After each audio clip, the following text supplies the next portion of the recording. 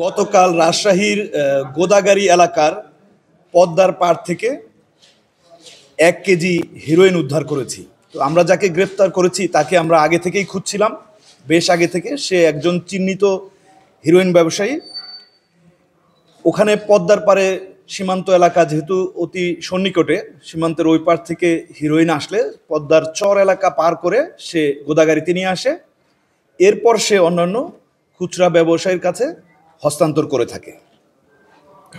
ওই এলাকাটাই এমন, আপনারা জানেন যে গোদাগাড়ি হচ্ছে সীমান্ত নিকটবর্তী এলাকা। হিরোইনের পাচারের অন্যতম রুট হচ্ছে রাজশাহীর গোদাগাড়ি। এছাড়াও আছে রাজশাহীর পার্শ্ববর্তী চাঁপাইনবাবগঞ্জ এলাকা। এবং আপনারা জানেন যে এই মাসে আরও কয়েকবার আমরা চাঁপাইনবাবগঞ্জ এলাকা থেকেও হেরোইন উদ্ধার করছি। আশা করছি আজকে আরও একটা অভিযান সফল হবে।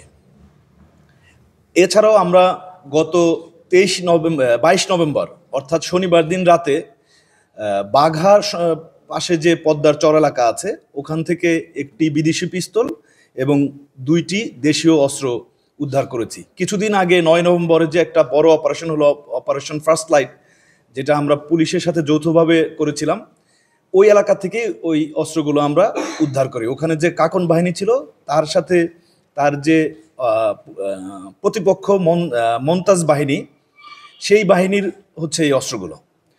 তো বর্তমান সময়ে আমরা বেশ কিছু অস্ত্র উদ্ধার করেছি এবং মাদক উদ্ধারও বৃদ্ধি পেয়েছে। আমরা আশা করছি এর মাধ্যমে সার্বিক আইন শৃঙ্খলা পরিস্থিতি নিয়ন্ত্রণে রাখার জন্য ভূমিকা রাখবে।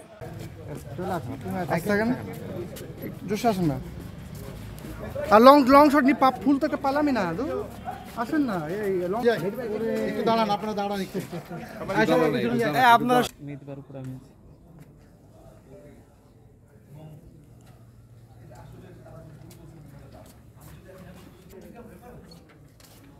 দেখেন আসেন গাড়ি তো হ্যাঁ রাইট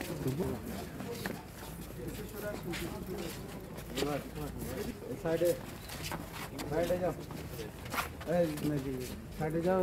হ্যাঁ আবার নামবে, আমরা নিয়ে নিই গাড়িতে, পরে আবার নামান